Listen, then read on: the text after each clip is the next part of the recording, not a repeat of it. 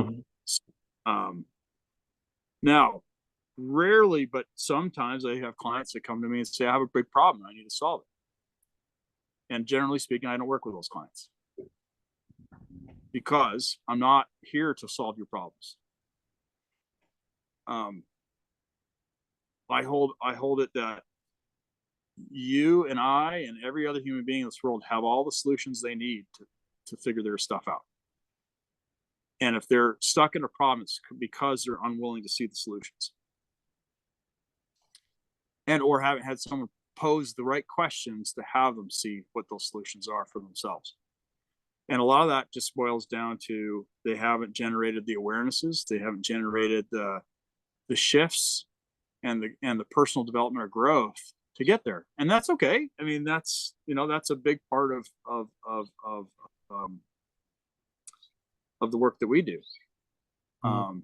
And it isn't for everybody, but for those that are deeply committed to having a life that they absolutely love, those people realize that it's in their benefit. It's to their benefit to go out and seek someone to be in their corner, be part of their team, and not let them get away with their shit, and let them actually get something else out there. Anyway, I know I'm kind of on a diatribe, but you asked the No, question.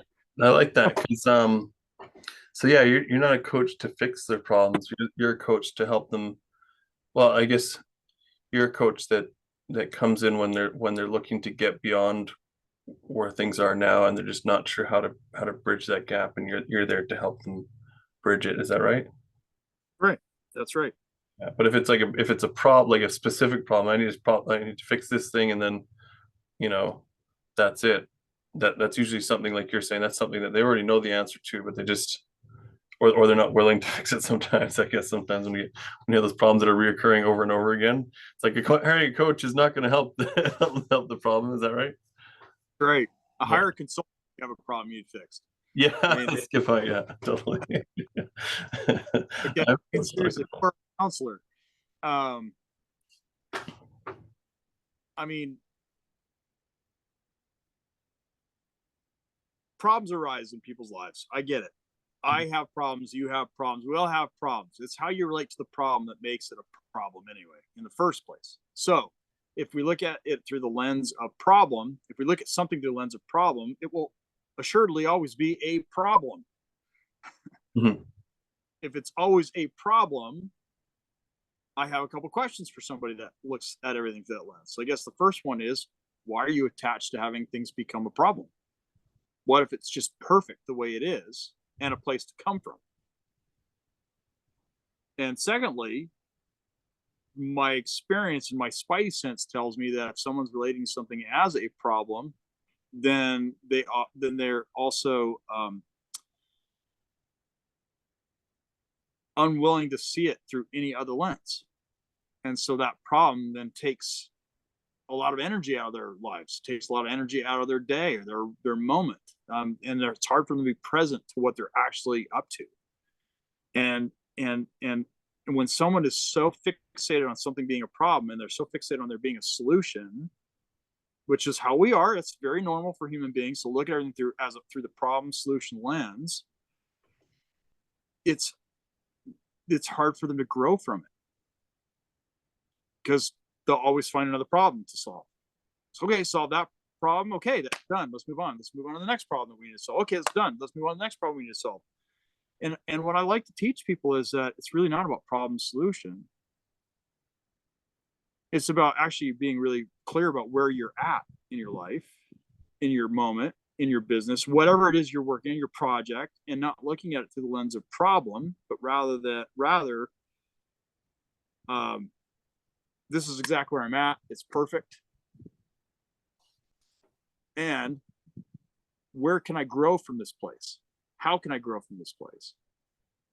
What has it be this way? And dive into the deeper meaning of what's actually happening. When you're always looking for a solution, you're never diving in to understand why it's a problem in the first place. And you get addicted to the problem or problems. And therefore, you get addicted to solutions. And it's okay. That's fine. I'm not berating anybody that looks at things through those lenses. That's fine. If that's how you like to approach things, awesome. I prefer not. Simple as that. I prefer to look at things through the lens of challenge. Yeah, I might be challenged by this thing or this attitude this person has, or my wife said something to me that kind of didn't sit with me right, or a client fired me or hired me and wants me to work with 10 of their friends. I mean, that's a challenge too. No more so than than any other challenge in life, but those aren't problems. Those are just places to be clear about where I'm at and how I want to proceed from there and what's getting in my way. And wow, what kind of a person am I in the moment? Who do I want to be in that moment? What caused that? What's the causal relationship to that moment? I'm not saying problems don't exist. Yeah. Like, everybody's mind is different. Everybody's life is different. Some people do have problems. I mean, our daughter Jenna, of course, is a cancer survivor. That was more than a challenge. That was a problem that needed to be solved. And we did. And that's one of those times in life where the problem is the challenge is the problem, and really how we want to show up in that moment is really all that's important. The doctors have got solutions. They're implementing that. We hired the doctors. What are our real challenges here? Being with a child that has cancer, that was the real challenge. Being with the life changes that brought, that was a real challenge. They weren't problems to solve. They were just challenges that we had to work through. And a lot of it was challenge and mindset. How we wanted to show up in the room, how we wanted to be around the doctors, how would we want to be when we're in a shitty mood, or when we're in a good mood, or when we're having a success, or we're having not necessarily failure, but things aren't going necessarily the direction we want them to go with your treatment. Those are all challenges. They're not problems to fix. There's nothing for us to fix.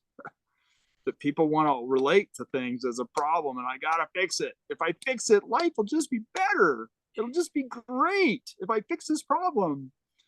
I don't have enough money. Oh my God, it's a problem to fix. Oh God. Oh, yeah. And the harder you try to go grasp it, the more it slips out of your fingers. And the more you try to go treat it as a problem that needs a solution, the less apt you are to find a solution to it. That there is the problem with problems. And it's a conundrum. Imagine if you shifted your entire way of being around the thing that challenges you and no longer viewed it as a problem that needs to be fixed, but actually a place to actually shift your being around. Imagine the power of that. I often tell people, like, if we take money as an example, clients that have challenges with the money, and by the way, wealthy people have challenges with money just as much as people that don't have money, right? Just different challenges. And it's not about the money, you see, it's about the relationship to it that causes the disruption, or causes the challenge, or causes the issues that they might see they're having with it. And that, once they accept that and really get that it's the relationship they have to the money, that's a place to start making a shift from. It's a place to grow from. It's a place to start doing your work from. It's a place to actually start the coaching from. Because believe me when I tell you, there's so many other places to take that. Because once we identify you have a relationship to money, wow, I'd love to know what your relationship to yourself is. I'd love to know what your relationship to other people might be. I'd love to know what your relationship to your car is. What's your relationship to inanimate objects? What's your relationship to your business? What's your relationship to? And when you start developing the sense of knowing what your relationship to the different aspects of your life might be, you really become very clear at some point how you show up in those relationships. So and it's a cascading effect of discovery and growth and understanding and shifts along the way, powerful shifts, and then breakthroughs. And then obviously, once you've discovered where you're disempowered and where you're empowered and how you can shift those things up, man, let me tell you, it can be a life altering.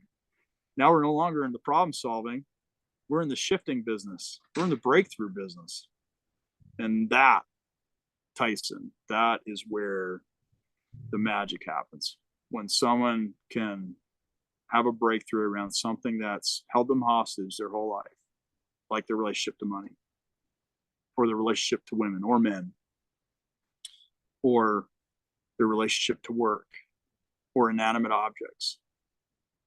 When they can have a breakthrough around the things that really challenge them in their life, and not just one breakthrough, multiple breakthroughs, and then sustain those, they've taken back their power.